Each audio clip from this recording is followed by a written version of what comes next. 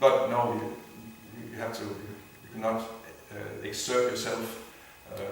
One may have so many things, you know, one may like to stay out late at night, but no, you have to get early to bed every night to become healthy again.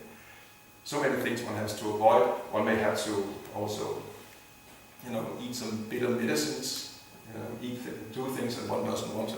One has to follow the whole process to actually become healthy again. So spiritual life on the same is similarly also a process of purification and of healing. The soul has to become healed again. And during that period of healing, then there are many, as Prabhupada says, do's and don'ts. Many things that one must do and many things that one must not do.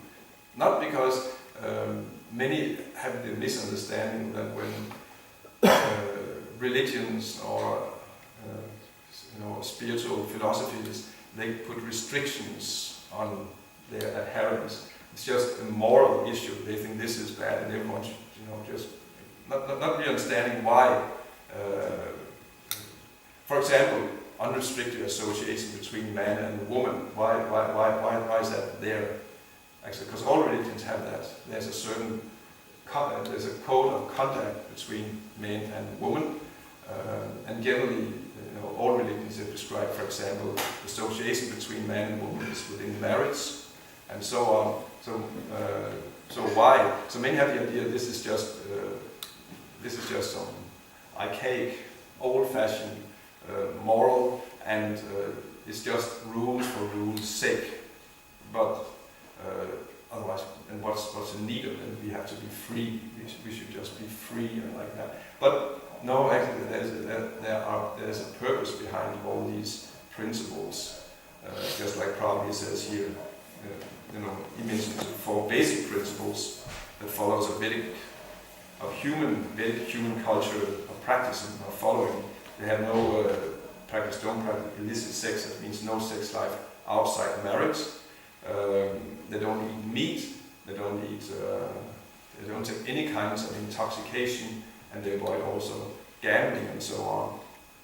And that is being practiced because these activities are actually what are increasing our disease. They're the activities which are keeping us under the illusion of identifying with the body, and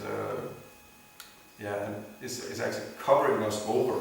They're actually covering our real consciousness, our high consciousness over, and absorbs our consciousness in the body and in the low mentality that is accompanied when one is absorbed in the body, especially as one goes down in the lower qualities of passion and ignorance, where, you know, one becomes increasingly greedy, lusty, angry, jealous,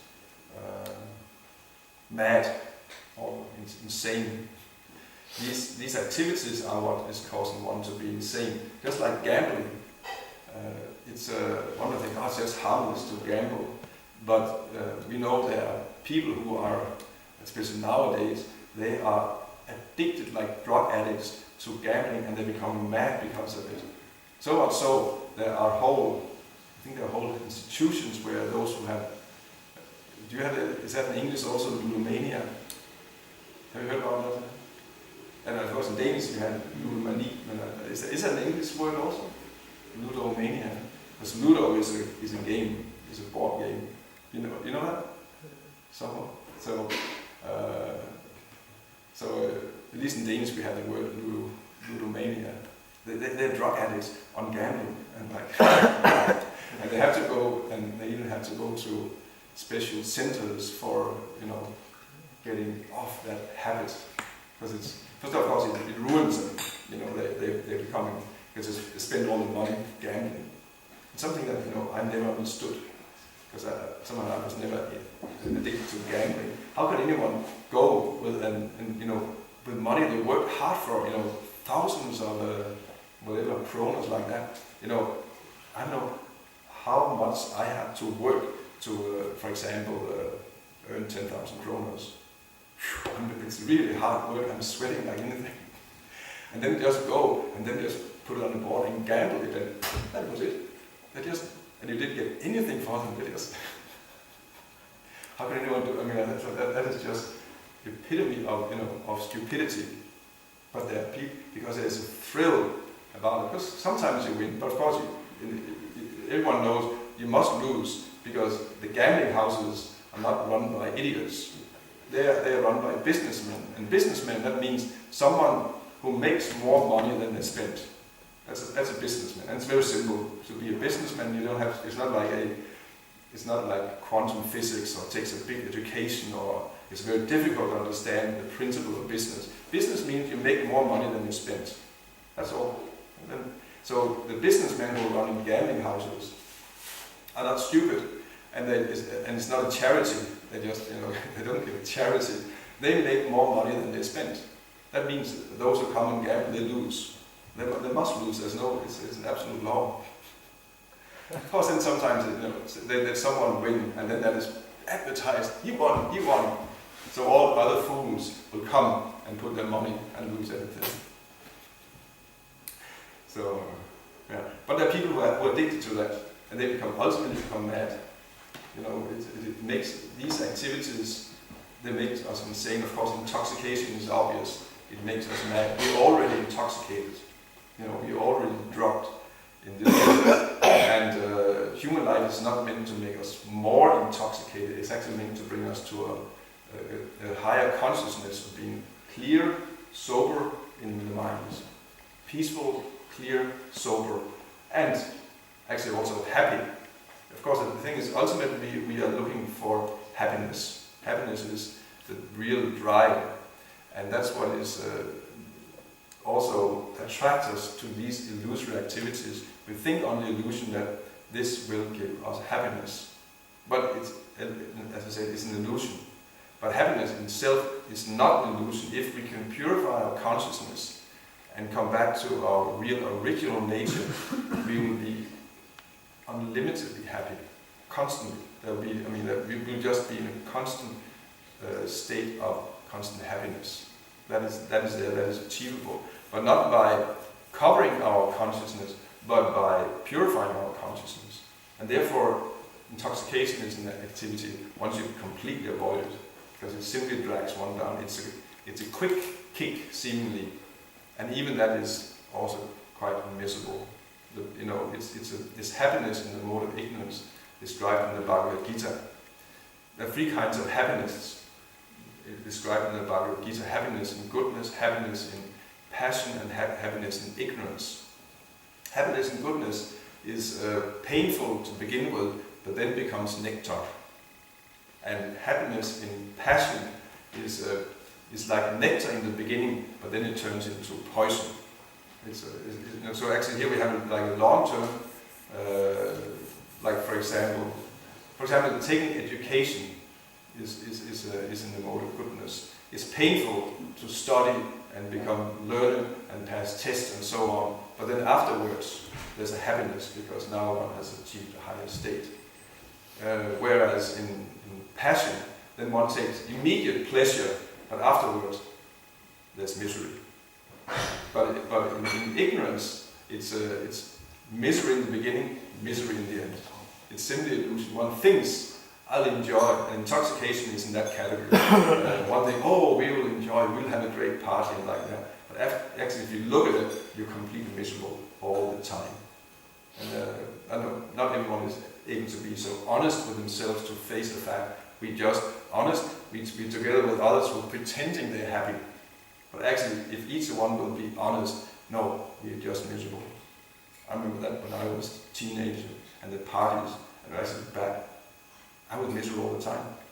Basically all the time it was really miserable. But of course we had to, pretend, it was a fantastic party and everyone just, but actually, if you're actually honest with yourself, and it's very hard to be, no, I was completely born miserable or desperate all the time. So intoxication is in that category, and of course it's dangerous. It's completely. It's playing with fire that people will be dragged down by it. But we're not really even talking about that. The real gross dangers of becoming drug addict or alcoholic like that. But the thing is, any kind of intoxication covers our clear consciousness and prevents us from achieving the actual higher state of real happiness, of real ananda, which is achievable even within this, fairly easily within this lifetime. We're not talking about something unachievable, as going through a lot of misery now, and then as a reward, then there'll be a paradise or heaven where one will be happy afterwards. That may also be there, but actually the state of purified consciousness is achievable right here within this lifetime. I said even within this very day. It's, of course, as we see it with Arjuna, there's a gradual purification. He's completely sinless at this point, but he needs some purification more of his consciousness. He's still, there's still some lingering contamination within his consciousness. But that also goes away quite quickly when he goes to hard work and starts practicing devotional service there. And similarly, by practicing the process of devotion to Krishna, to God, which is actually, our real nature is that we are eternal. We're not this body. We are eternal souls, and our nature is to be related to the Supreme Soul, to Krishna, to God, through love, through service. I mean, love means service. That's what love actually means. One experiences love by serving the one that one loves. That's why, for example, a mother, mother loves her child, and how does she experience the love? By serving the child. That's actually why we might think mothers, why are they so eager to serve their children? Because they derive great happiness. And of course, that can sometimes be a problem. They spoil the children, so even when they are grown up, the mother she wants to keep on washing the clothes and cooking the food and all that. But why do they do it? Because actually, the experience of love is there by serving the one that one loves. So the experience of the real happiness that we're looking for is experienced in serving Krishna. And that's an eternal thing, because we are eternal, Krishna is eternal, and serving him is an eternal activity. All our relationships in this world are relationship to our beloved husband or wife, our beloved children, our beloved parents, our friends, and like that. They're all temporary relationships which will be broken at one point. But the relationship with Krishna is eternal and lasts beyond this birth, beyond this body also. And by serving Krishna in this very moment, we also experience that higher consciousness, which is this greater state of actual happiness, which is our real nature. It's there. Of course, there are stages one goes through, but the taste is there actually almost practically immediately as soon as one starts serving Krishna in one's normal consciousness. So this is what Ajami, he says, he's now going to become fixed in the absolute truth and not identified with the body. That means fixed in the absolute truth. That means fixed as the servant of Krishna. Not trying to enjoy the body, but simply using the body for Krishna's service, but not trying to enjoy the body. I think that I'll get happiness through enjoying my body. I think we're supposed to stop more or less here. Any one question, comment, or? I heard that when one understands that one is not this body, then one automatically loses the inclination towards enjoying the body. But I don't see how that makes any sense. Because even though you know you're not the body, you can still feel nice. You lose inclination somewhat, but there's still lust pulls you against your inclination or against your better consciousness, you might say, or better conscience. Arjuna is asking that in the Bhagavad Gita, that what is driving a man to sinful activity even against his will? And that is a very common phenomenon we all experience, that we're doing things which we really don't want to do. I know it's wrong, and my experience is from, I've done it so many times, and every time it just caused me misery and feeling of remorse, and afterwards it made me completely depressed. But still, pushed, and Krishna is talking about that's lust within when the senses in the mind and in the intelligence. Understanding that we are not this body, you immediately lose all inclination to, because you understand by intelligence, it will not give me happiness. It's like trying to satisfy my clothes, my shirt, my sweater, and not satisfying the person within.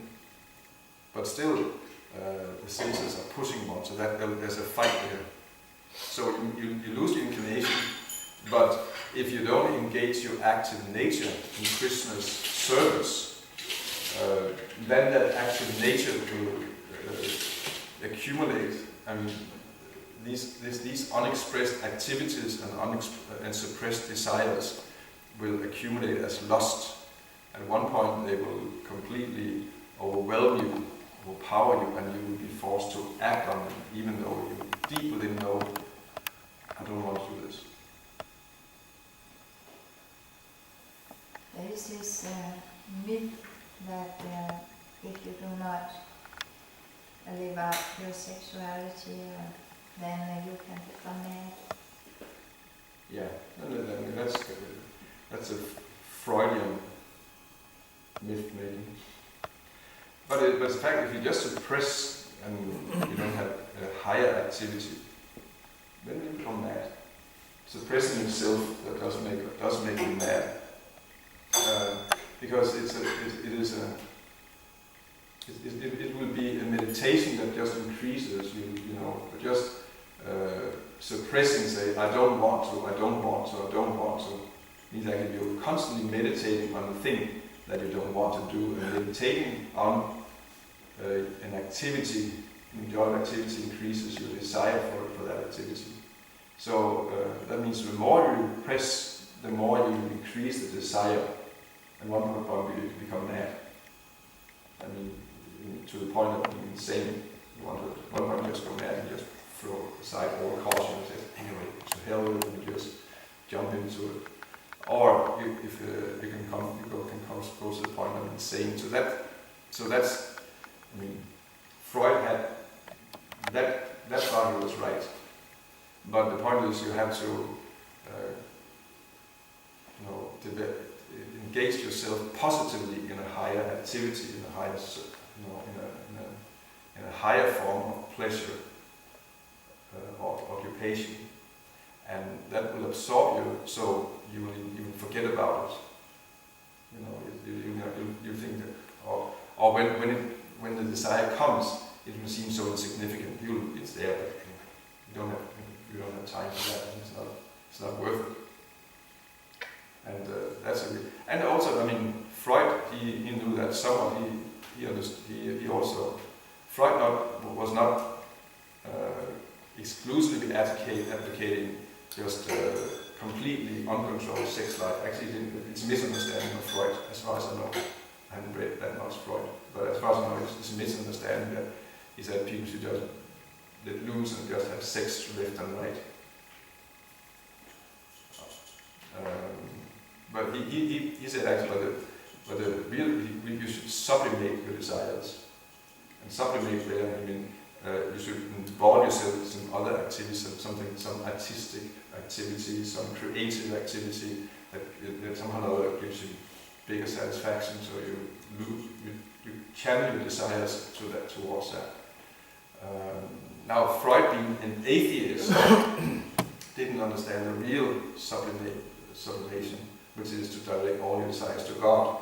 And since he was, he was an atheist, an avowed atheist actually. He was anti-religious like anything. And it's actually from him the idea that religion is a disease comes from. he had, of course, it became a popular idea in the 20th century that there are so many people suffering from neurosis, different psychological sufferings, and religion is another neurosis. It's just you're projecting, you lost your father, or someone other, it's a projection of the father image towards an imaginary entity. So actually all that comes from Freud. He wrote a book called The Future of an Illusion. Well, that illusion was religion. He was talking about, does religion have any future? He didn't think about it because it's just illusions, and we have to become enlightened and grown up, and as we become more enlightened in civilization, then religion will be given up. So that's what he's talking about that, and that has been a very influential book. It's been one of the most influential books in the 20th century. But he was wrong. And that's actually why he couldn't. And he was mad himself. He was actually a drug addict. He was on opium all the time. So much for his trying to help others. He himself was in need of help. And anyone actually who doesn't, anyone who doesn't practice religion is in need of help. Is living in an unnatural condition. We got it all backwards in modern society, but religion is a natural state of human being. But not having religion is unnatural. Why? I mean, it's because God does exist, because we are eternal souls. These are simple facts, scientific facts, and it's and see, through most human cultures, religion is a natural thing. All human cultures, we live, of course, in a culture that is very atheistic nowadays, very materialistic. But this is really an anomaly. You see it, even you have like Denmark is a very atheistic country. It's anomalous. Most countries in the world are much more religious than a place like Denmark or Scandinavia or Western Europe. And also, if you look in terms of time, it's an atheistic time. But look back in human history. I mean, these few decades or century that we experience that, it's just a short moment compared to the entire human history. And also, what's interesting, actually, you might there's all kinds of myths in an atheistic society. Of course, in a society that will spread myths to support their worldview. That is also there in an atheistic society. So then there's all kinds of myths about how religious people they are primitive and they become mad from the religion, or they are all kinds of myths. But actually, if you look at the actual fact, the fact is the very opposite. People who are religious are less mad than people who are not religious. Atheists have greater rates of madness. Atheists have at least twice the number of suicides than religious people have. People who are... More crime. More crime? Yeah. I mean, atheists are more criminal than people who are religious, actually. Statistics. I'm just happy to study a book right now. It's about religion in America. America, here in the United States of America, is an amazingly religious country as opposed to Western Europe. I sometimes think that Europe and America, they're the same culture. And materially speaking, of course, with technology and so on, and economy, they're pretty similar. But when it comes to religion, they're like day and night. Americans are somehow, they are, 90% are very active religious. They go to church, they believe in God, they pray every day, they read their Bible or whatever. Of course, there are many religions, but they're all very religious people. And there you can actually look at statistics and compare America and Europe. And if you look at it's like statistics for suicides, for madness, for even just for health, actually religious people, they are markedly much more sane. They don't commit the same number of suicides. They are I mean, at all levels, actually scoring higher, they live longer. Because that's the norm. They are normal people. I would say that they're closer. Of course, we have certain reservations about Christianity, although we have all respect for Christ and for Christianity, but we think the practice is not up to really what Christ he said as is a watered down religion. But still, even that is far superior to atheism or agnosticism or just pure materialism, and we can see statistically. That is the interesting thing. Contrary to the myths being spread around. Yeah. One myth is that, you hear about all these American fanatic Christians, evangelically right-wing Christians, and like it's probably some of them also. But if you look at the American religious scene, religious people are generally, they're more educated. Although the myth is that they're primitive, they're not really scientific like that. But actually, the level of education is higher than those who are not religious. As an example, and that's pure statistics. You were talking about Freud. Mm-hmm. I just heard, and I was thinking whether you could confirm this, that he said, like, when he was very old and like he was about to leave his body, that it was continuously haunting his mind as whether there actually was a God or not. Yeah, I mean, he was wondering why he cannot give up the thought. I don't know if that was at his moment of death or like that, but he was puzzled by the fact why he cannot give it up. And Carl Jung, who was his, some say his follower or disciple, although Jung actually departed from Freud, he was trained by Freud and was his assistant for a while, but then they split. And actually they split to a large degree Jung because he was against this anti-religious mood in Freud. Jung, on the other hand, was a very religious person. On the other hand, and he was musing the fact that Freud, who was so perceptive, that was one of the great intelligence of Freud. He was really perceptive, into psyches, others' psyche or psychology and mentality, and definitely also in his own. A lot of the insights he had was simply from studying himself. Must be because that's the closest subject you have for study. So he was so perceptive to so many things, but Jung was musing so why was he so blind to the fact that this religious urge keep coming in him? He couldn't give it up. So why did he understand that is a very deep urge? It's not something superficial. It's not I think Freud's idea is just something that comes from your upbringing, and it's a cultural, it's something that superimposed upon the personality from culture and upbringing. Why couldn't Freud perceive? No, it's a much deeper urge or drive coming from the deepest level of the personality. And Jung, he saw that he could perceive that, and for Jung that became in